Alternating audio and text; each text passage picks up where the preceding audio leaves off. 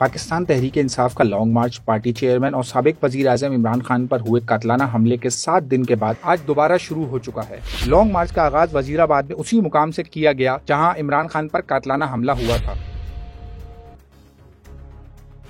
वाज़ेह रहे कि ये लॉन्ग मार्च 28 अक्टूबर को इमरान खान की क़यादत में लाहौर लिबर्टी चौक से शुरू हुआ था और तहरीक इंसाफ के रहनुमाओं के इब्तिदाई अंदाजे के मुताबिक इस मार्च को 4 नवंबर को इस्लामाबाद पहुंचना था।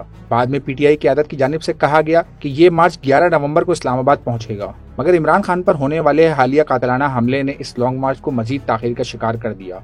आइए हम आपको बताते हैं कि ये मार्च किस रफ्तार से चल रहा था और अगर इसी रफ्तार से आगे चलता रहा तो कब तक इस्लामाबाद पहुंच जाएगा।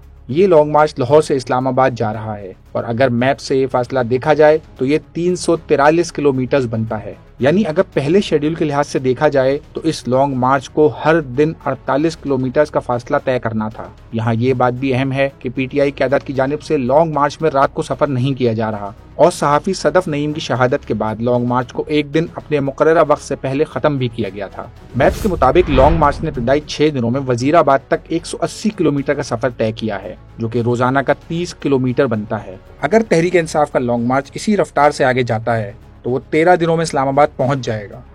अब देखना यह है कि इमरान खान का लॉन्ग मार्च किस तारीख को इस्लामाबाद पहुंचता है और वहां पहुंचकर क्या साबिक वजीर आज़म मौजूदा हुकूमत पर दबाव डालकर नए इंतखाबात की तारीख हासिल कर पाते हैं या नहीं।